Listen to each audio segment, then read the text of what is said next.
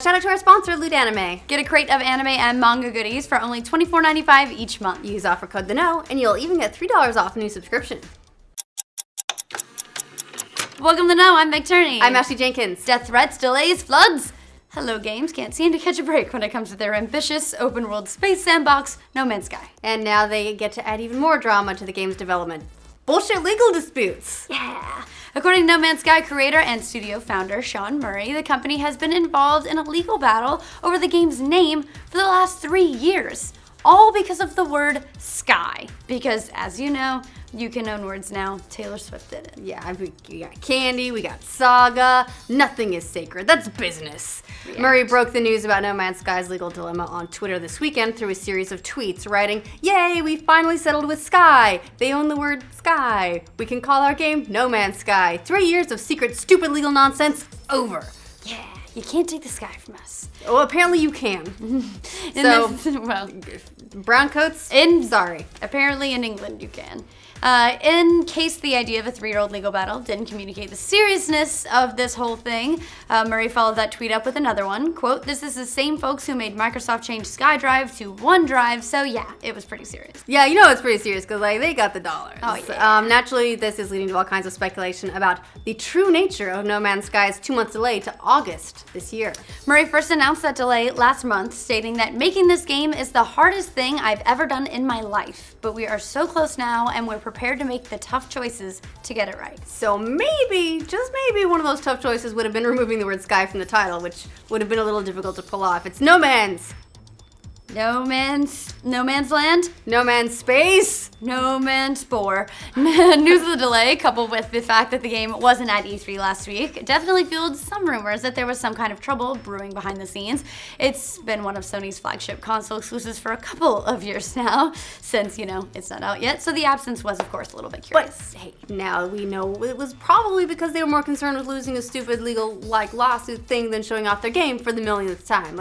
We've seen it, we're excited, we got this, just June, August, we're ready. For those of you who aren't super familiar with British telecom giants, what are you doing with your life? Of course you're not. Sky is the UK's largest pay TV broadcaster with more than 11 million customers last year. It's kind of like their version of Comcast or DirecTV. And apparently they're very much in love with their own name. Most of the time in trademark disputes, the brands or services involved have to at least be in the same industry or field, but that's not the case at all with No Man's Sky, a video game, and Sky, the television provider. Trademark laws specifically in place so that any company can protect its brand, service, or product from copycats attempting to use the familiarity of a brand name for their own game, which this is not. Right. It's also meant to help consumers avoid confusion with two similarly named products or services, which is why it doesn't really make sense at all for Sky to have a problem with a video game named No Man's Sky. Right. In an American trademark dispute, this whole thing might not have held up very long, but things work a little bit differently in the UK. After all, Candy Crush developers King have maintained a trademark on the word candy in the UK, despite having to abandon the legal battle here in the States. Taste that freedom. Yeah. So I mean, you're really fucked up when the American legal system is it did better. For one thing, we did it.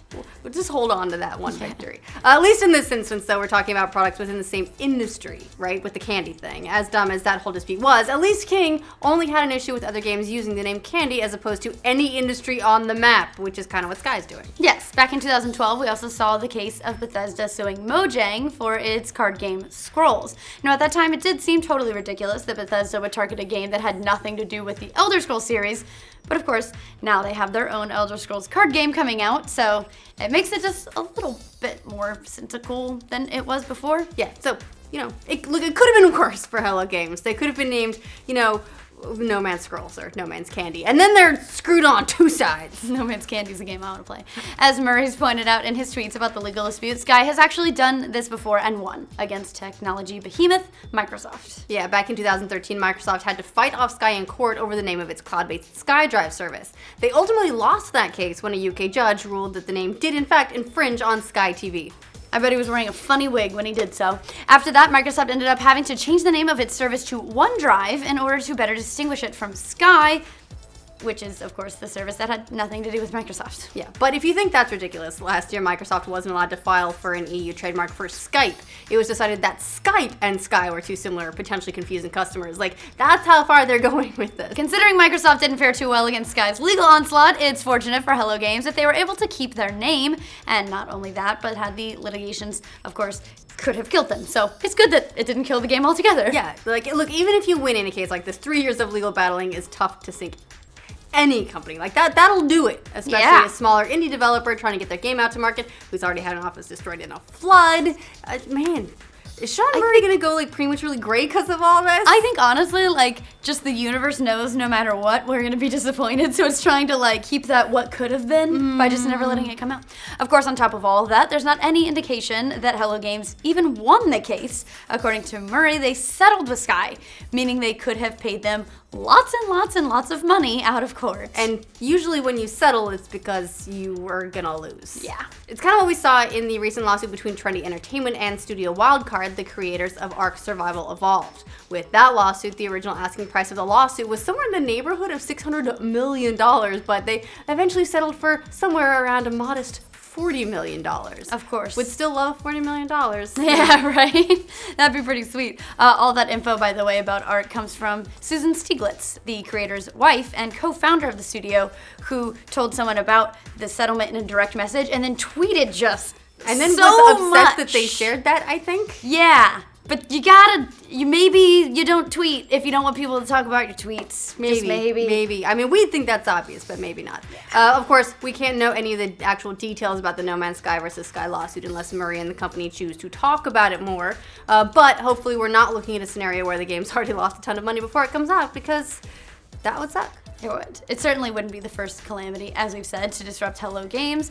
It, of course, doesn't have the same misfortune as PT and all of its spiritual successors for some reason. R.I.P. to all of them. R.I.P.T. to all of them. But, of course, it's in the running at this point. Yeah, natural disasters, death threats.